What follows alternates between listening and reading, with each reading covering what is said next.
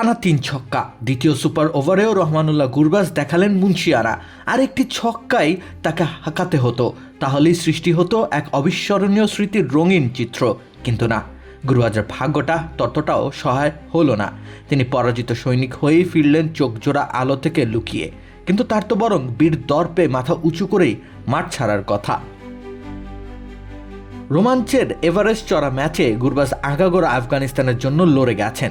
সংগ্রাম, ক্লান্তি আর এক সমুদ্র আক্ষেপ সঙ্গী হয়েছে তার, সেই সাথে পরাজয়ের গ্লানি। কিন্তু হতেই তো তিনি পারতেন এক অসম্ভব যুদ্ধ জয়ের সেনানী, যে যাত্রা তিনি শুরু করেছিলেন দক্ষিণ আফ্রিকার বিপক্ষে রান তাড়ার আদি লগ্ন থেকে।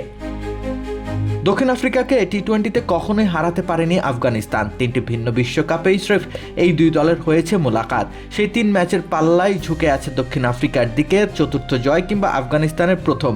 এমন সমীকরণের ম্যাচে আহমেদাবাদে প্রোটিয়ারা ছুড়ে দিল 188 রানের বেশ বড়সড় লক্ষ্য।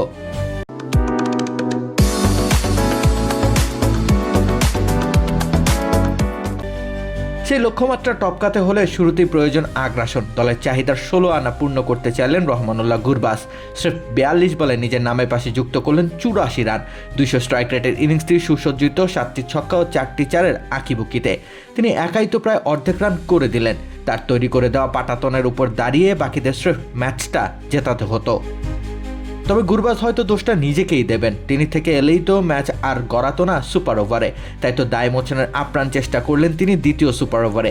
একই ম্যাচে বিশ্বকাপে দুইটি সুপার ওভার।